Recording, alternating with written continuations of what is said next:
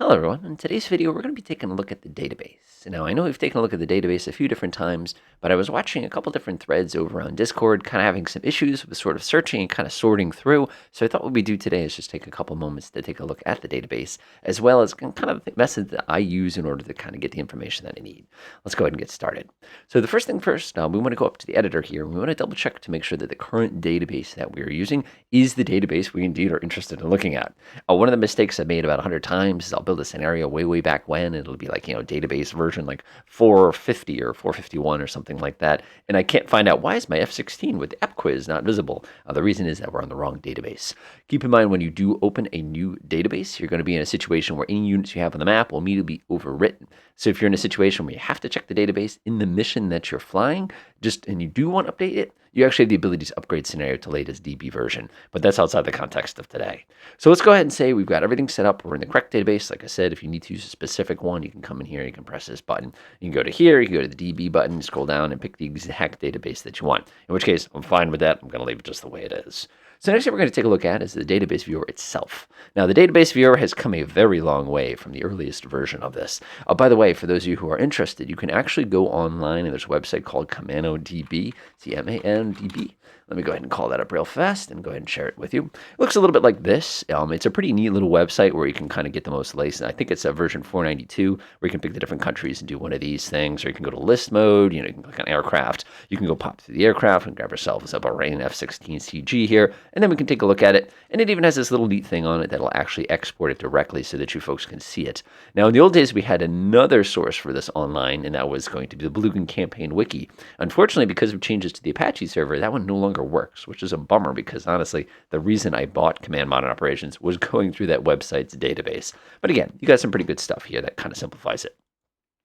Coming back here, here's our database itself. The first thing you want to remember is we have our different categories. And notice we have a category for sensor now, which is kind of new. One thing you got to watch out for, though, is let's say I switch to aircraft. I'll go pick a Bison real quick. If I do click on one of these lovely hyperlinks here, like, for example, I want to see what, let's pick something easy here. Yeah, it looks pretty good right there. I can click on that. Notice it keeps us on aircraft mode up at the tippy top, even though we are now in weapon mode, if you want to think about it another way. So let's go back to aircraft, and we'll go ahead and play with this a little bit. So first things first, you have the ability to filter by class, which would be simply, what is the airplane?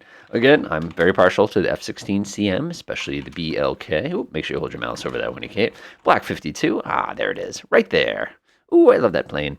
The other ways we can, of course, surf through this information is we could do it by country. Now, one of the neat things with Command is the folks over there decided to go ahead and give us some really cool little generic things. So I can actually come in here and they have a generic quadcopter UAV, for example, if I wanted to play around with it, which is super cool.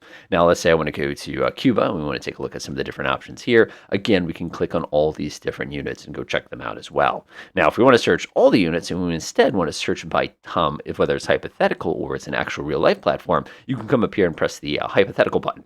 We get these fun things like the A-12, for those of you not familiar with it. We have the FA-18 with the Perdix drone, which is really fun. You have the Super Tomcat, the E model, which never came into existence, but I love all the cool stuff that they finger quote we're going to do with it. Also, you can even get the one with the A-152. I love the hypothetical stuff, so you can actually search that directly. Usually what I do is I leave it on real-life platforms so I don't accidentally. Next thing we can take a look at is we have this thing called subtype, and this gives us the ability to pick the exact type of aircraft we want.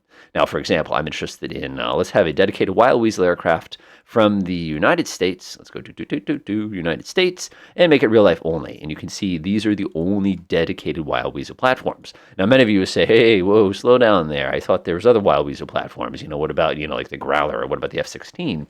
Well, this is only Wild Weasel platform. If I wanted to come in here, for example, and say, hey, what I really wanted was multi-role, now you can see all the multi-role equivalents. Now, this is a really cool tool because let's say I want to get just the, I don't know, let's pick on something. No, I don't want to do that one because we have to go through all the different ones. Let's go poke around and see if I can see something that goes boing right out of me. Let's see here, Pakistan. Let's say I want to concentrate. I'll go ahead and simplify this a little bit. And we can see all the units from there. Let's say I only want to see dedicated fighters. And you can see here, I'm just going to get dedicated fighters from that country. Now, this works the exact same way if you want to use the other types. For example, if I want to search different ships, again, I could do the same thing where I set it by country. I could do hypothetical platforms, which, again, we have some pretty fun hypothetical platforms. The CGN, which is a nuclear cruiser, the vertical launch system version of it. Seriously? I love that. I want one of these. But again, you can have a lot of fun with that. The other thing too is we can always go down to the type and we can go ahead and select the different types. For those of you not familiar with ships, oh my gosh, there are a couple of different versions. I actually had a video probably 2 years ago explaining what all these different letters actually meant, especially when you deal with the Russian style. Now you're probably saying, what do you mean by that? Well, take a look. BPK, Udaloy, if I wanted to do RK, for example. And again, depending on what you search for, they just have a different way of labeling their ships in different countries. The British, for example, tend to prefer just having a single letter and then describing that's the type of ship, and then you'd have the actual name of the ship. But again, that's going to get confusing. So what if I just wanted to look at Russian cruisers, for example? I come in here, go down to, let's say I just want to concentrate on Russia. And we'll hit Russia right there. Give me some only real-life platforms and go ahead and give me what type of cruiser. Let's do what they consider a cruiser. Notice no cruisers. If we want to do a heavy cruiser, notice no heavy cruisers. Let's say I wanted a guided missile cruiser. Notice none of those as well. So you really have to make sure that whatever you choose to search for, it actually is going to be defined as. So in this case, because of the way that the Russians do things, they have a lot of different style ships. Now, if you're sitting here going, I can't find what I'm looking for, someone help, someone help. Let me make sure we have not done one of these. All platforms. Let's go ahead and reset everything real quick. Make sure we're here. Go up to the tippy top. Set it to none. And let's go reset everything real quick. There it goes. Nice. Let's go back up to ship. Let's go back down to Russia. And we'll go bop that one real quick. And now if I click on one, it'll tell you the type of ship right here. So again, if I wanted to take a look at the Cresta 2, for example, it's a guided missile cruiser. Now, if I wanted to see all guided missile cruisers from Russia, now all I have to do is go over here and find the one that says CG. Let's see here, guided missile cruiser, boing. And now I've only got the guided missile cruisers. So you can see this is a great way to kind of surf through things. Now, this is also true if you're dealing with things like submarines. Submarines are a little tricky, especially depending on what country. Some countries will say a Type 5.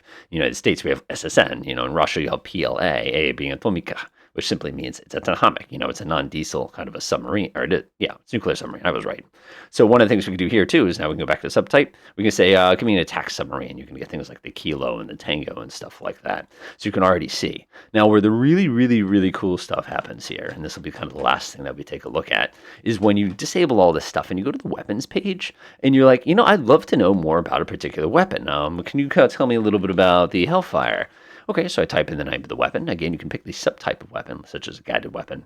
But to make this even better, I can actually click on the different weapons and say, it'd be really cool. I'd love to play with this 114 November version of the Hellfire 2, the thermobaric. Who fires that weapon? I'll wait.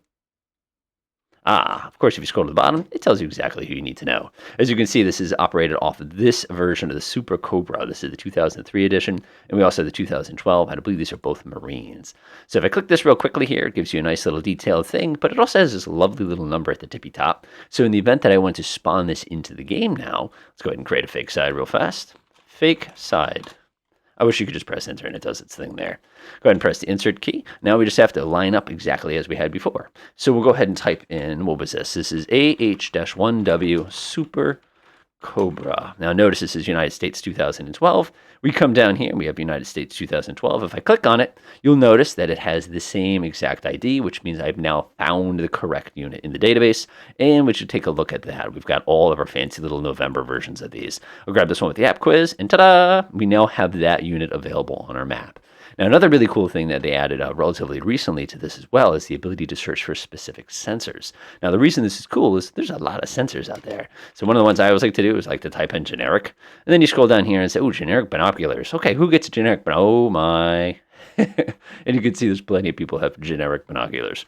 But also, if you wanted to do something like, I would give me an EN APG 67, for example. Oh, who uses the V4? Click. And you can see exactly who uses that particular version of that. Now, if I want to go over there, I can click on him. Boop. It's going to take me right over here. So, oh, this is cool. Oh, I want to learn more about this drop tank. Oh, look how many people carry that drop tank. Crazy. It gives me 7.6 minutes of aviation fuel. Not exactly what this is. I wish they'd actually clean this unit up and just tell us how many pounds or kilograms, because that's the standard unit in this game. But unfortunately, we get minutes, which it's not a bad thing. It's just weird.